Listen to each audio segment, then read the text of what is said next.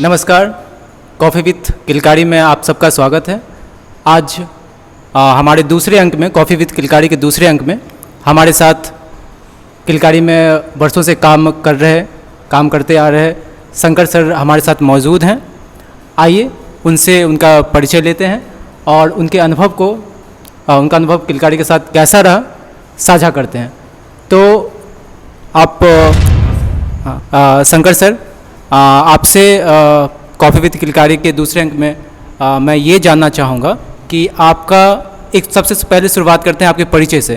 तो आपका परिचय हमारे दर्शकों को जरा सा बताएं। मेरा नाम शंकर कुमार है। मैं किलकारी बिहार बाल भवन गया से 2014 से जुड़ा हुआ हूँ। मैं यहाँ बच्चों को पेपर क्राफ्ट सिखाता हूँ और बहुत सारे बच्चे यहाँ जुड़े हैं, अलग अलग तरह के छोटे बच्चे, बड़े बच्चे, और काफ़ी अच्छा लगता है उन सब बच्चों को सिखाने में। जैसे सरकार प्राइवेट स्कूलों में जो बच्चों को जो फैसिलिटी मिलती है क्राफ्ट, पेंटिंग, म्यूजिक सब सीखना, वो सरकारी स्कूलों को या फिर गरीब बच्चों को नहीं मिल पाती। तो यहाँ उन सभी बच्चों के साथ काम करने में, उनको सिखाने में बहुत अच्छा लगता है और एक अलग तरह का एक अनुभव भी मिलती है हमको। और साथ ही साथ एक परिचय, जो आप कहाँ से बिलोंग करते हैं, आपका क्या रोज़गार रहा है अब तक का, ये भी हमारे दर्शकों को बताते चले जाएं तो दर्शकों को समझने में थोड़ी आसानी होगी। मैं शुरू से पहले किलकारी से जुड़ने से पहले प्राइवेट स्कूल जो मानव भारती नेशनल स्कूल गया में है, केंदुई में है, वहाँ मैं 6 साल वर्क किया एज ए पेंटिंग टीचर। उसके बाद 2016 में हमारी जॉब हो गई गवर्नमेंट स्कूल में, मानपुर में श्याम बाबू संन्यास आश्रम +2 उच्च विद्यालय में। वहाँ मैं भी पेंटिंग टीचर हूँ गवर्नमेंट स्कूल में। और 2014 से मैं यहाँ भी जुड़ा हुआ हूँ। तब से मैं लगातार यहाँ के बच्चे लोगों के साथ यहाँ से जुड़ा हुआ हूँ, लगातार जुड़ा हुआ हूँ और काफ़ी अच्छा अनुभव रहा है आज तक लाइफ में। पेंटिंग विधा में जो आप एज ए टीचर काम कर रहे हैं, तो क्या इसके पीछे कोई शैक्षणिक योग्यता आपने ली है या फिर एक शौकिया, जो चित्रकला प्रशिक्षक हैं आप, शौकिया तौर पे करते हैं, जिसको कह सकते हैं हम लोग कि ईश्वरीय देन होती है, किसी किसी के हाथ में वो कला आ जाती है कि वो अच्छा मूर्तिकार बन जाते हैं बिना सिखाए हुए, या फिर अपनी रुचि से वो चीज़ दिखने लगता है कि भाई वो अच्छे, हाँ, गॉड गिफ्ट वाली बात। तो क्या ये गॉड गिफ्टेड चीज़ है या गॉड गिफ्टेड चीज़ के साथ साथ आपने इसके पक्ष में कोई शैक्षणिक योग्यताएं भी ली हैं? बचपन से कला के क्षेत्र में लगाव रहा है। मेरे पिताजी जो हैं वो गवर्नमेंट ITI में जॉब करते हैं। वो नेक्स्ट ईयर वो रिटायर कर जाएंगे। तो वो कभी कभी कुछ पेंटिंग्स पेपर वगैरह पे बनाया करते थे।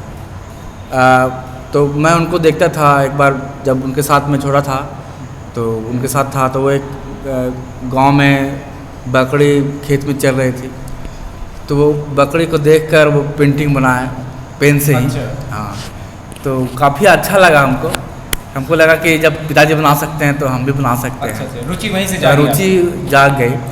और फिर स्कूल लाइफ में गया तो वहाँ तो सब फैसिलिटी मिलता नहीं था सीखने के लिए, कोई अच्छे गुरु भी नहीं थे हमको सिखाने के लिए।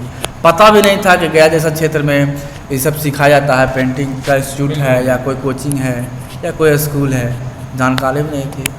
तो खुद से करते करते रुचि बढ़ी और स्कूल में अपने दोस्तों को बना कर दिखाते रहता था। दोस्त लोग तारीफ़ करते थे। हाँ, तारीफ़ करते थे। लेकिन घर से ये सब सीखने का कभी अलाउड मिला नहीं, कभी ऐसा का अलाउ नहीं किया गया या फिर कि रोका भी गया? हाँ, रोका भी गया और अलाउ भी किया गया। मेरी मम्मी तो बहुत डांटती थी। अच्छा। हाँ, कि कभी लड़का पढ़ता लिखता नहीं है, यही सब बनाते रहता है, ये सबसे लाइफ नहीं है, पैसा नहीं कमा पाओगे, सारा दोस्त तुमको आगे बढ़ जाएगा। मेरे बड़े भैया जो हैं पैथोलॉजिस्ट हैं, वो मेडिकल लाइन में चले गए हैं। मेरा छोटा भाई है, वो भी BEd करके टीचर लाइन में है। तो काफ़ी मैं पढ़ाई लिखाई में भी बहुत वीक था। तो सब लोग को लगता था कि ये कुछ कर नहीं पाएगा और ऊपर से ये पेंटिंग सीखता है, पेंटिंग करता रहता है, तो रोजगार कहाँ से लाएगा? रोजगार कहाँ से लाएगा? और गया जैसा क्षेत्र में कुछ उस तरह का है नहीं, सुविधा नहीं था। और मेरे पिताजी कभी सब देखे नहीं थे कि पेंटिंग से भी रोज़गार कमाया जा सकता है। तो बहुत घर में जब पेंटिंग में सीखता था तो मम्मी बहुत डांटती थी, तो उनके डांट को बचने के लिए मैं रात में पेंटिंग बनाता था। अच्छा। हाँ, 9 बजे रात की जब मम्मी पापा सो जाते थे, उनको दिखाने के लिए मैं पढ़ते रहता था। जब वो सो जाते थे तब मैं अपना ड्राइंग पेंटिंग स्टार्ट कर रहा था। और कभी कभी सड़क पे पोस्टर वगैरह फिल्मों का लगा हुआ रहता था, तो उसको गौर से देखता था।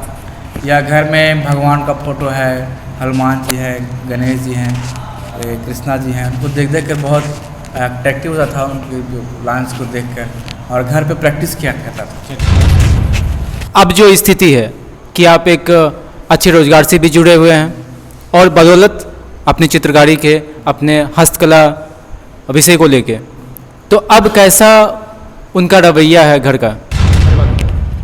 जब गवर्नमेंट जॉब लगी इसमें तो सरप्राइज हो गए मेरे मोहल्ले वाले भी, और मेरे जितने भी फ्रेंड सर्किल भी थे सब आगे बढ़। मतलब क्या हुआ था कि जब इंटर में मैं फेल कर गया था तो काफ़ी मजाक का पात्र बना था, घर से निकलता नहीं था, और मोहल्ले वाले सब मजाक उड़ाते थे कि अब कुछ कर नहीं पाएगा क्योंकि पेंटिंग में इंटरेस्ट था इसको। लेकिन एक मेरे गुरुजी थे, वो समझाए हमको, उनको साथ में उनसे मैं स्पोकन सीखता था, इंग्लिश स्पोकन। वो समझाएं कि हो सकता है कि भगवान आपका कहीं और रास्ता दिखा रहा है और आप इंटर पास करके आप इस रास्ता में जाना चाहते हैं, इसलिए आप भगवान आपको उस रास्ता को ले जा रहे हैं। हाँ, ले जा रहे हैं, इसलिए हार मत मानिए, हो सकता है आपका रास्ता कहीं और हो। तो उनके बातों को सुनकर काफ़ी मुझे उत्साह मिला और मैंने फिर से प्रैक्टिस किया और फिर से इंटर का पास किया। इस रास्ते में हाँ, इंटर पास किया, फिर ग्रेजुएशन पास किया, जियोलॉजी ऑनर्स से मैंने ग्रेजुएशन किया और अच्छा रहा। फिर उसके बाद मैंने पेंटिंग में मेरा इंटरेस्ट था, तो इसलिए पेंटिंग से फिर पीजी किया मैंने। हाँ, तो अब प्राचीन कला केंद्र चंडीगढ़ से मैंने पेंटिंग की शिक्षा ली और गया में है शिवानंद आर्ट कॉलेज है, वहाँ मैंने भी शिक्षा ली और बहुत अच्छे अच्छे गुरु मिले और बहुत अच्छा आपको अनुभव रहा और आज इस मुकाम में हूँ।